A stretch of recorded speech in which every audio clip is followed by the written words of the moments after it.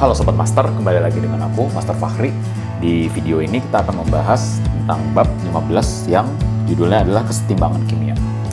Nah, jadi sebelum kita ngebahas apa sih kesetimbangan dan perumusan itu bagaimana, sekarang kita bahas definisinya dulu deh. Jadi kesetimbangan itu artinya apa sih?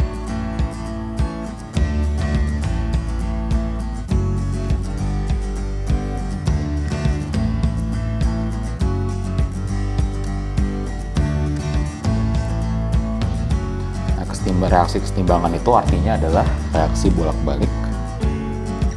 Ini arti gampang aja ya. Jadi kesetimbangan itu adalah ketika suatu reaksi itu berlangsung bolak-balik yang lajunya sama pada kedua arah.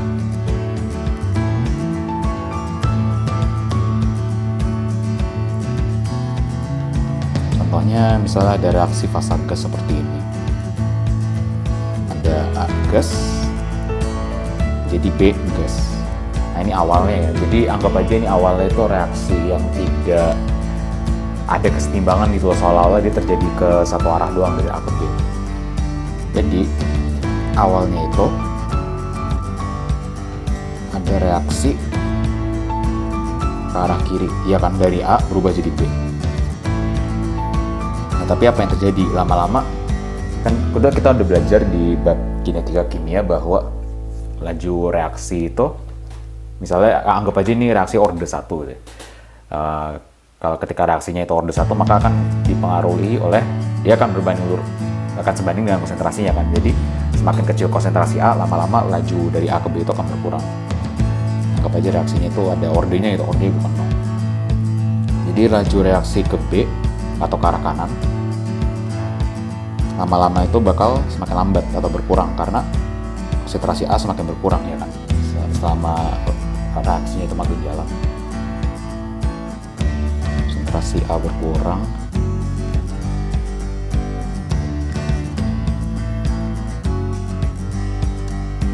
dan sebaliknya.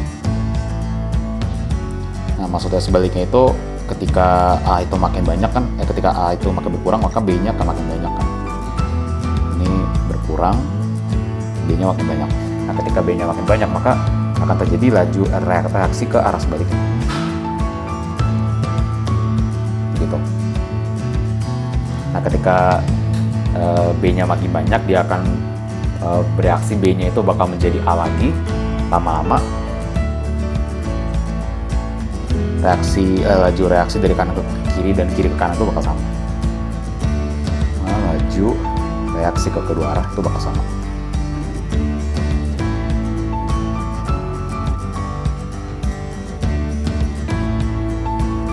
Nah, kalau salah satu cirinya lagi, ciri fisiknya, kalau kita lihat secara makro gitu, makroskopik, dia kasat mata aja, seolah-olah itu nggak ada perubahan kimia, itu nggak ada reaksi.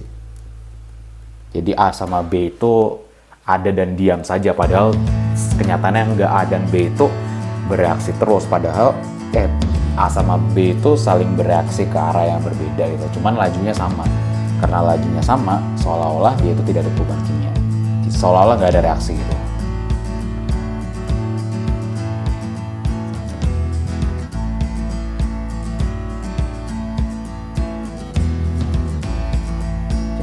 Jadi kita bisa gambar suatu plot ya, grafik.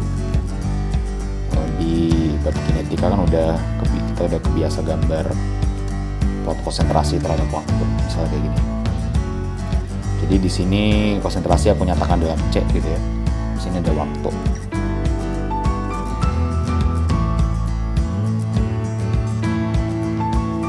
C dalam molar, T dalam second.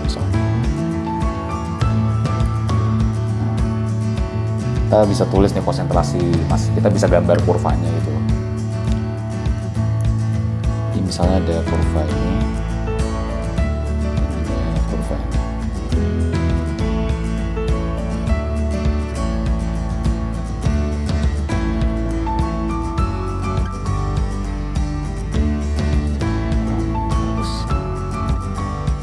Oke, jadi kelihatan bahwa di sini ada spesies yang konsentrasinya lama-lama berkurang dan ada yang tadinya nggak ada jadi naik gitu. Jadi dalam kasus kurva ini berarti yang di sini adalah konsentrasi B. Ini adalah plot konsentrasi B terhadap waktu, dan ini adalah plot konsentrasi A terhadap waktu. Jadi ini fungsi CAT, ini fungsi CBT. Nah, sedangkan di sini konsentrasi B awal, anggap aja awalnya nggak ada gitu ya. Jadi kita mulai dari 0, lalu A itu tertentu konsentrasinya udah ada di sini.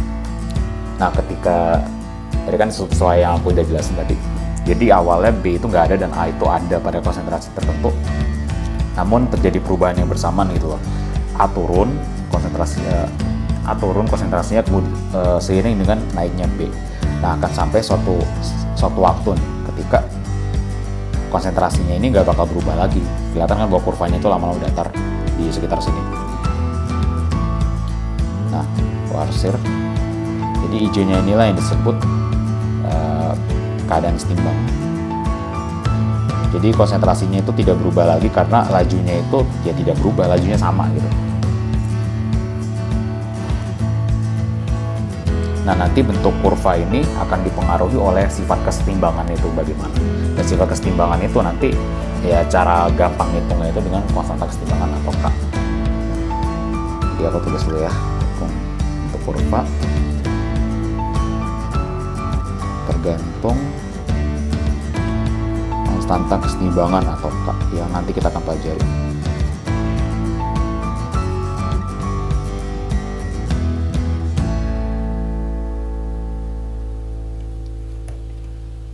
Oke, sekarang kita udah tahu definisi, sekarang kita masuk ke perumusan. Jadi persamaan-persamaan apa yang perlu kita tahu, hubungan matematika apa aja yang bisa kita terapin gitu loh untuk menyelesaikan masalah kesetimbangan. Tulis perumusan.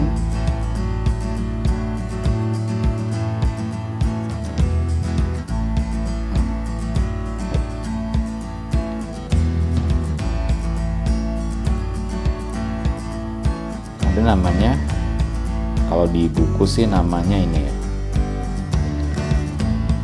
mass action expression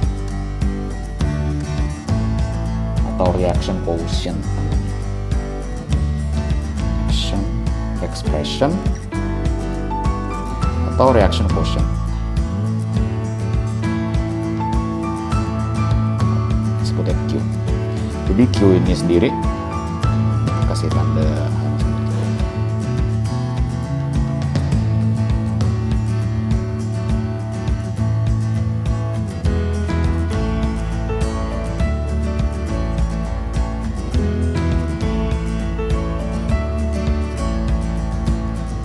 sebagai contoh.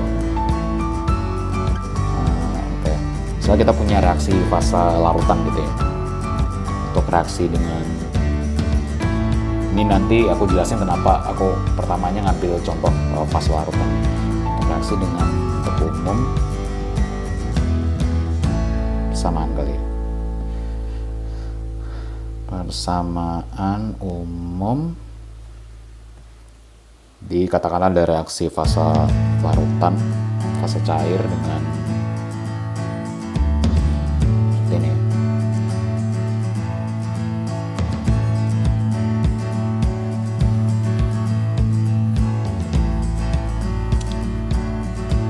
Nah, perumusan Q ini sendiri ini akan sama dengan konsentrasi C dipangkatkan dengan C. Oh ya, jadi ini ditulis seperti ini, huruf besar itu spesi dan huruf kecil itu koefisien ya.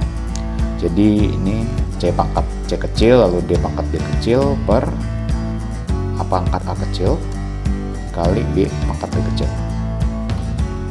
Nah, rumus Q ini ya, kalau kalian pernah belajar kesetimbangan sebelumnya itu bakal sama kayak rumus kesetimbangan, tapi Q ini nggak ada hubungannya sama K sama sekali, beda gitu. Nanti kita akan tahu kenapa. Nah, ini dicatat aja karena ini penting nanti. Nah, kalau udah belajar mass action expression, sekarang kita beralih ke rumusnya itu sendiri. Yang penting, konstanta kesetimbangan. Konstanta kesetimbangan konsentrasi atau KC. Jadi ini mass action expression, tapi bentuknya, tapi yang digunakan ke satuan konsentrasi. Ini juga berlaku nanti buat untuk kalau pakai tekanan parsial atau KP. Pertimbangan KC. Jadi rumusnya sama aja. Ini tapi reaksinya dibikin beda ya untuk menegaskan bahwa sebenarnya QD itu belum tentu sama dengan K. Jadi misalnya aku tulis reaksi kayak gini ya. Reaksi yang notasinya beda deh biar nggak bingung. Ya, ini rumus K-nya itu sama.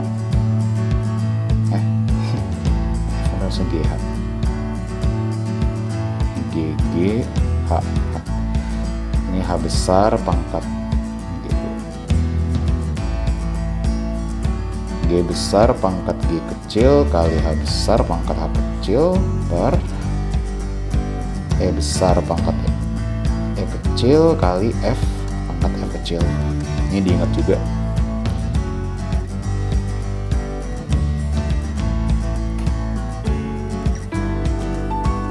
Oke, jadi ada beberapa hal yang perlu dicatat ya.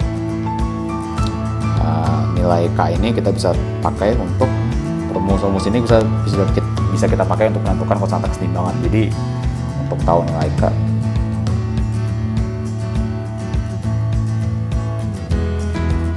bisa kalian langsung pakai saja rumusnya.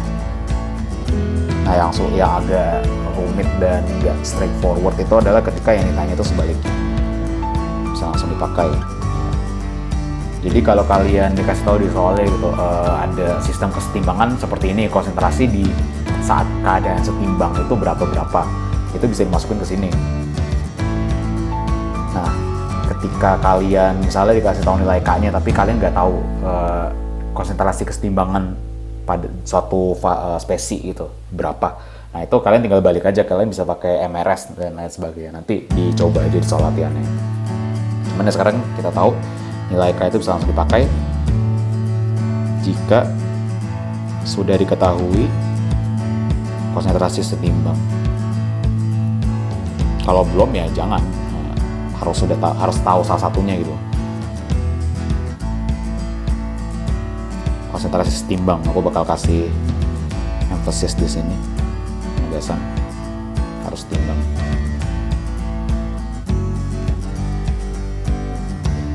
Nah, terus untuk di perumusan kesetimbangan ini nuruninnya dari termodinamika panjang lebar sebenarnya. Kita cuma bisa masukin fasa gas sama fasa larutan yang dimasukin dalam rumus K dan Q ya. Fasa padat dan cair itu nggak bisa masuk. Kenapa? Ya paling gampang karena nggak punya konsentrasi kan. Kalian punya sistem kesetimbangan gitu, ada reaksi kimia yang melibatkan fasa padat atau cair. Itu sebenarnya nggak bakal mempengaruhi kesetimbangannya gitu. Jadi aku bakal kasih contohnya di sini. Jadi fasa padat dan cair itu nggak masuk. Penjelasan simpelnya yang nggak perlu penurunan termodinamika yang ribet itu adalah ya nggak ada konsentrasinya. Gimana mau ukur konsentrasi padatan atau cairan gitu? Apalagi kalau senyawa murni gitu ya. Cair tidak bisa dihitung, tidak masuk rumusan. Soalnya kita ambil reaksi kalsinasi nih. Jadi kita punya CaCO3 solid. Ini jadi CaO solid tambah CO2. Ini proses di pabrik semen cukup penting untuk industri ya. Nah, kan kelihatan bahwa yang ada fasa gasnya ini yang bisa punya konsentrasi itu cuma CO2. Nah, jadi nanti rumus K-nya ya benar-benar cuman bakal sama dengan konsentrasi CO2-nya aja gitu. Itu contohnya, dan yang perlu diingat. Oke, kalau kita udah tahu cara merumuskan nilai K itu gimana, sekarang kita pengen tahu nih, bisa nggak sih nilai, kalau reaksinya dimanipulasi, misalnya reaksi dibalik atau ditambah itu dampaknya gimana ke nilai K. Jadi kita tulis bagaimana dampaknya ke manipulasi perumusan KC. Ambil contoh, misalnya kita punya reaksi di buku ya, kita pakai kasus nyata aja biar gampang bayangin. Jadi ada reaksi PCl3 gas tambah gas klorin jadi setimbang PCl5. Nah ini nilai, katakanlah nilai K-nya nih.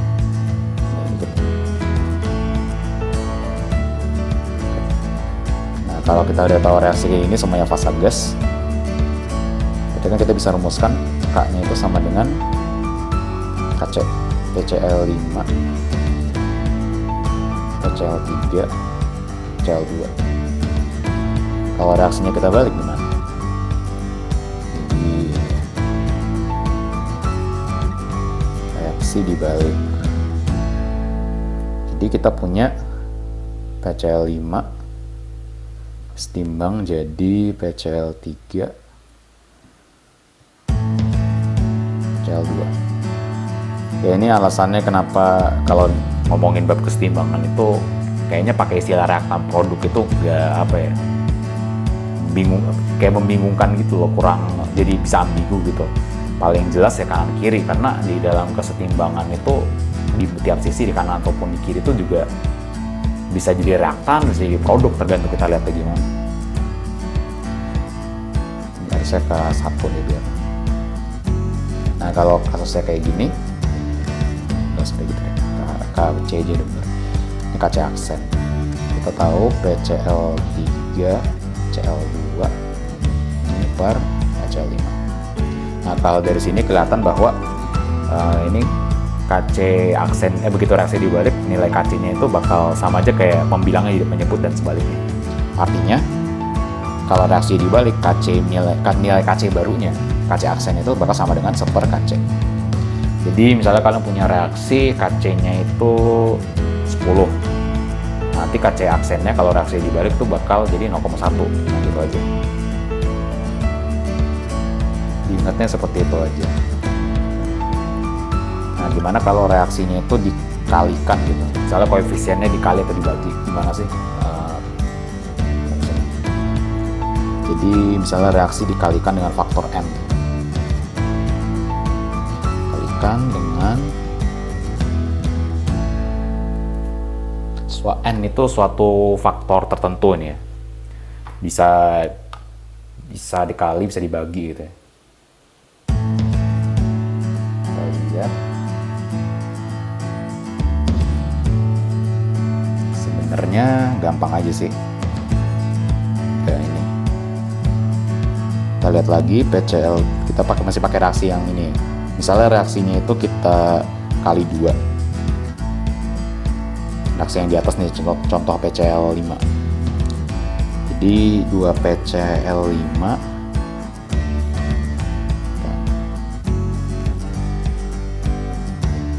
2 PCl3 tambah Cl2, 2 Cl2.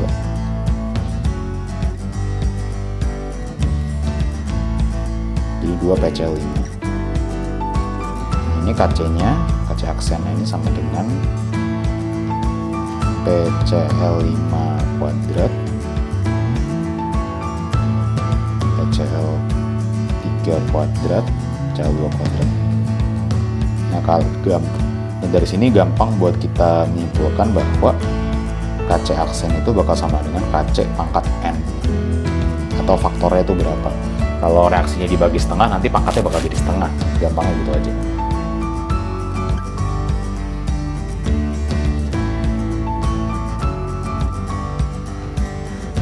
Oke, reaksi dikalikan faktor N, apalagi ya, kalikan koefisien atau di koefisien.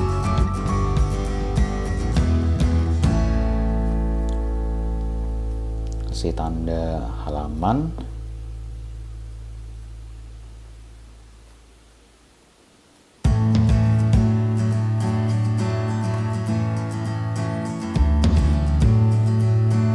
Sekarang gimana kalau reaksinya ditambah gitu. Jadi kita punya beberapa reaksi yang berbeda, kita tambah reaksi yang berbeda ditambahkan di jumlah. Contohnya kalau di buku seperti ini,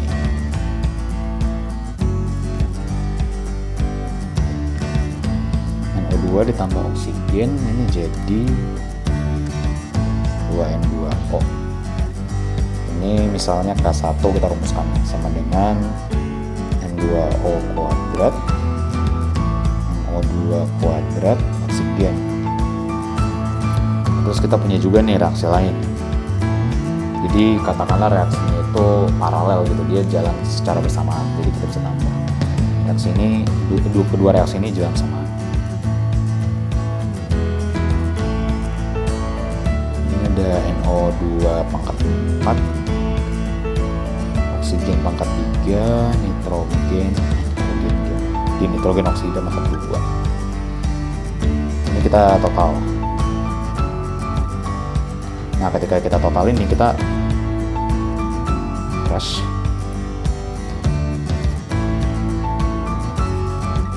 Ada gangguan teknis, maaf.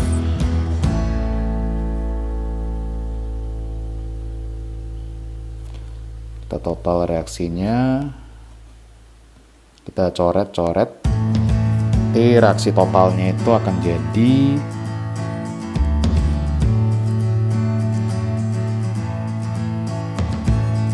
coret juga nih.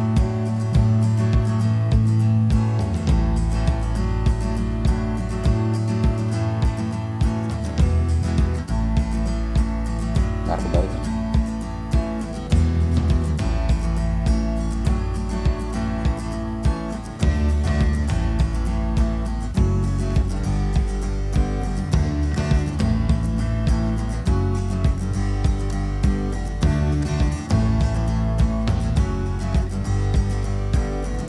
Bentar dilihat dulu, kayaknya ada yang salah reaksi.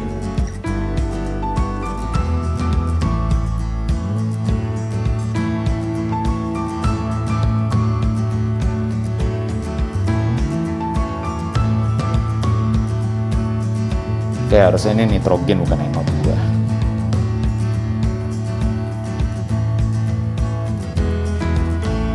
Oke, jadi reaksinya itu nanti totalnya jadi 2N2 tambah 4 oksigen jadi 4 NO2.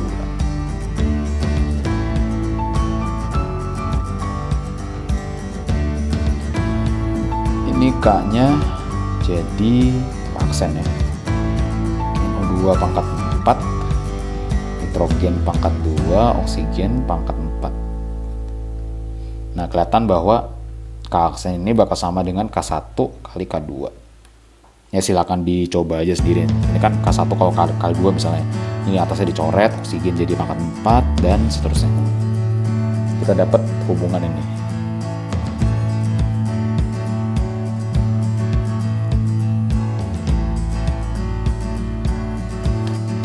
Oke. Lagi.